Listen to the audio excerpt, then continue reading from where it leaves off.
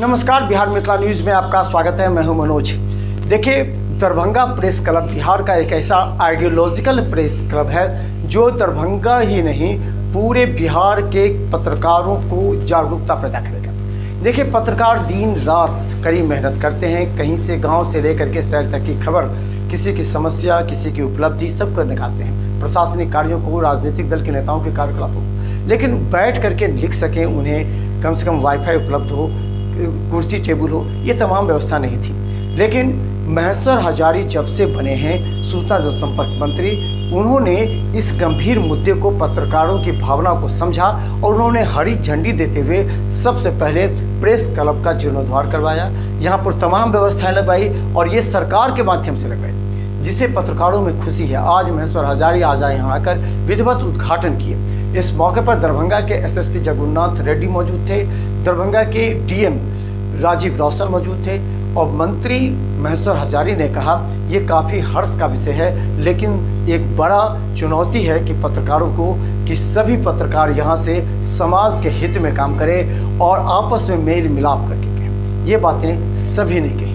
देखते रहिए बिहार मिथिला न्यूज़, क्योंकि आज प्रेस क्लब का उद्घाटन एक संदेश है पूरे बिहार में।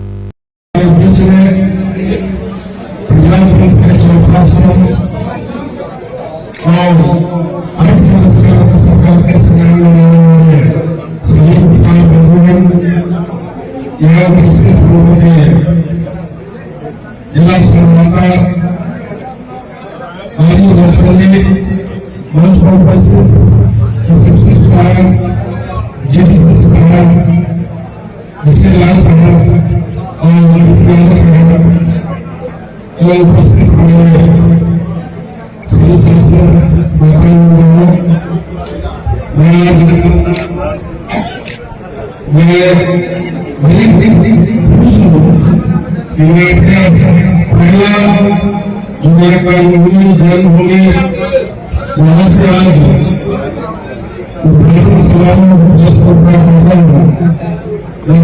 भरने वाला नहीं था।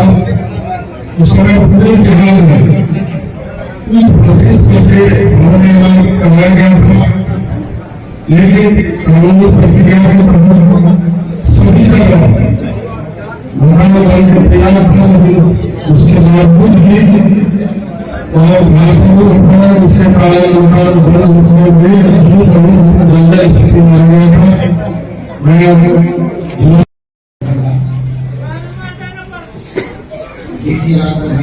उपस्थित पदाधिकारीगण और सबसे महत्वपूर्ण और आज जिनका दिन है प्रेस और मीडिया से जुड़े हुए हमारे बंधु, आपने सही ही कहा है।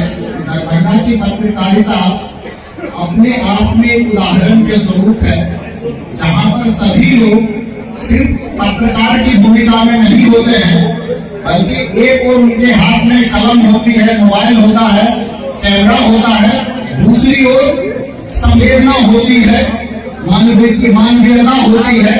एक सामाजिक व्यक्ति के दायित्व को समझते हुए वो पत्रकार की भूमिका निभाते हैं।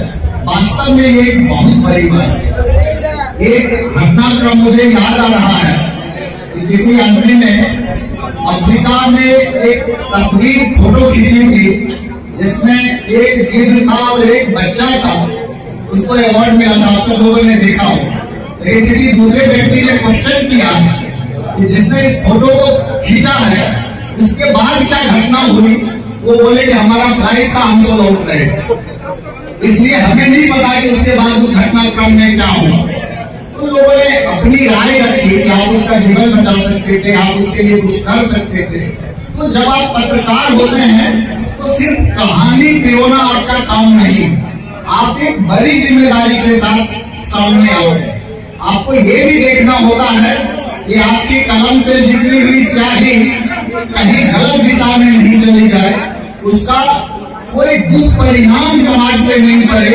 समाज के उत्तरदायित्व को समझने की जिम्मेदारी होती है। और खास तौर से जब हम डिजिटल मीडिया के युग में आ रहे हैं, जहां पर सोशल मीडिया, फेसबुक और कई सारे माध्यम खुल गए, अब ये सीमित नहीं रह गया है। हर व्यक्ति अपने आप में कहीं न कहीं पत्रकार भी है और कहीं न कहीं उसका श्रोता और पाठक भी इस चीज को आपको समझना होगा। सेल्फ कंट्रोल बहुत ज्यादा जरूरी हो गया है।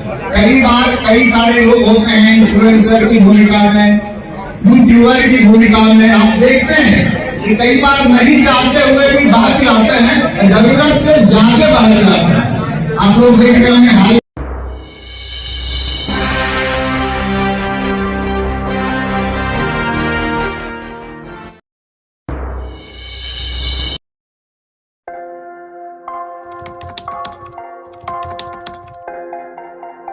मतलब ये हुआ जुमला, जुमला हुआ, ऐसा कोई नहीं कर सकता है दुनिया में।